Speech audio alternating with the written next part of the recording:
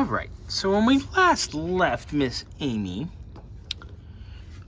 we had her filled up to here, so to make sure she wasn't leaking, and our new water pump isn't leaking. Everything is nice and dry here with our water pump. Great. Okay, that's happy news. So I come in, and as you can see, there's kind of a little bit of a leak down here under the car. And at first I was like, oh, is that the trans leak that we've been having? But it has a little trans fluid in it, but it's not it. I look up here, and this was not wet when we were here the other day. And there's our culprit right there.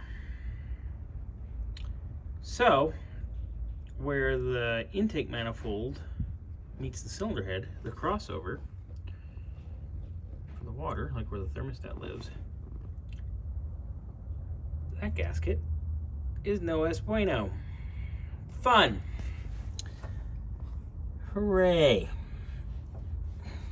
So, there's our leak.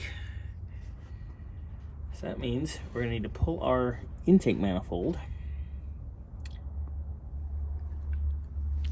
and see if the manifold itself is okay or cracked or what, because they are iron and they do like to crack. So, oh boy. You can see it's running right down here. You can see the paint. It runs down and around.